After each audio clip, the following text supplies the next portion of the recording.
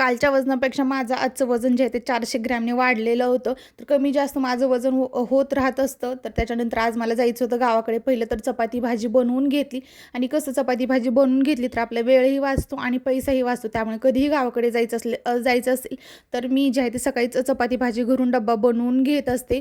कारण बाहेरचं खाण्यापेक्षा घरचं खाल्लेलं कधीही चांगलं. त्याच्यानंतर लगेच भांडे वगैरे सर्व आवरून घेतलं. कॉफी बनवली, डाळिंबाचा ज्यूस बनवला आणि आता 2-3 दिवस गावाकडे जायचं म्हणून म्हटलं जायच्या अगोदरच जे आहे ते झाडांना पाणी वगैरे घालून जाऊयात. कारण 2-3 दिवस मग नाही घातलं तर ही चालून जातं. त्याच्यानंतर लगेच पूजा वगैरे केली. तर गावाकडे किंवा घराच्या बाहेर कुठेही जायचं असेल तर मी पहिले तर जे आहे ते पूजा करून घेते आणि 8-8:30च्या दरम्यान जो आहे आमचा प्रवास सुरू झाला होता. 6 ते 7 तास आमच्या गावाकडे जायला आरामात लागतात.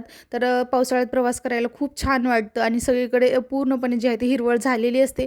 मध्येच मग आम्ही जेव्हा पण आमची भूक लागेल तर मी आणि ऋतू घरून डब्बा बनवलेला तोच खात असतो. घरी पोहोचलो तर 5, 5:30, 6 वाजले होते घरी पोहोचायला. त्याच्यानंतर गौराई आणायची जो आहे तो मुहूर्त झालेला होता आणि मग लगेच मी आईंनी आणि आमच्या म्हणजे ताईंनी तिघींनी पूजा करून जे आहे ते गौराई आणल्या आणि तयारी वगैरे सर्व करून घेतली. इथं गौराईंची पूजा वगैरे करून झाली. थोड्या वेळाने जो आहे तो नैवेद्य वगैरे ठेवायचा होता आणि आता इथं 11, 11:30 किंवा 12 वाजले असतील रात्रीचे. तेव्हा आमचे सर्व जे आहे ते घरातील गौराईंची स्थापना वगैरे सर्व झालेली होती. तर कशा आहेत माझ्या गौराई? तर या कमेंट करून मला नक्की सांगा.